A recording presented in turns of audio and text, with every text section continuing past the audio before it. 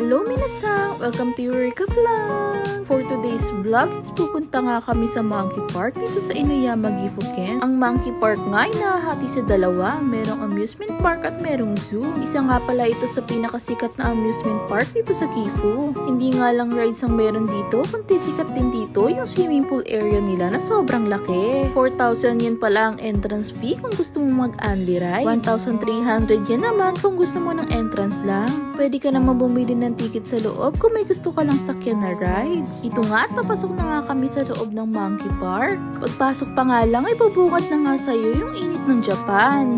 Joke lang, yung mga rides pala. Makikita mo nga sa map nila kung gaano kalawak ang Monkey Park at kung gaano kadami yung pwede mong masakyan na rides dito. Yung una nga nilang sinakyan ay yung highway coaster o yung isa sa pinaka-extreme rides dito. At habang nag-rides nga sila ay kumain muna kami ng ice cream dahil sobrang init talaga ng panahon. Mabuti na nga lang at merong indoor kiddie playground dito na naka-aircon. Kaya pinaglaro ko muna si Yusuke para ma-enjoy niya rin itong gala namin. Nasa 400 yen nga lang ang playground na ito at pwede ka nga magsama ng isang guardian pag 2 years old and below ang edad ng bata. Kaya ito at sinamahan ko na din si Yusuke sa loob habang nagpapa-aircon na din ako.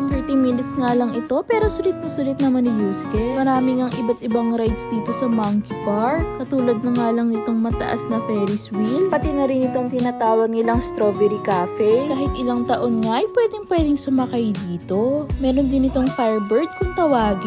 Hindi nga siya nakakalula kaya pwedeng sumakay dito yung 3 years old pataas. Sinakyan nga din namin itong merry-go-round to double deck Mary kung tawagin. Sayang nga lang dahil hindi kami pwedeng sumakay sa horse dahil 2 years old pa lang si Yusuke. Pagkatapos ay sumakay din kami dito sa horror house. Isa-isa nga lang kada upuan kaya mas lalong nakakatakot. Pagpasok pa nga lang ay sobrang nakakatakot na. Parang mga kamukha nga ni Sadako yung mga itsura ng ghost dito. Sobrang lakas nga ng sigaw ko dito kaya pati si Yusuke grabe din ang iyak. Ito naman yung Doki Doki Blanco na isa sa mga gusto kong sakyan dito. Super hangin nga sa taas pag nakasakay ka na at parang kang hinihele. Actually, hindi talaga ako sumasakay ng rides pero dito ay enjoy ako. Dito naman sa side na to ay para sa mga maliliit na bata. Tsaka ay matutuwa talaga ang mga chikiting pag pumunta sila dito. At syempre, para talagang ma-enjoy ni Yusuke, sumakay din kami dito sa Zoo Train. Mahilig kasi siya sa mga animals kaya gustong gusto niya dito. I suggest kung pupunta kayo dito ay mag-rides all you can na kayo para masulit niyo yung mga rides dito at pwede kayong sumakay ng paulit-ulit. At dahil napagod na mga bata ay uuwi na rin kami. Dito ko na nga tatapusin ang aking video. Salamat sa panonood. Sana nagustuhan niyo ang aking video. See you on my next vlog. Bye!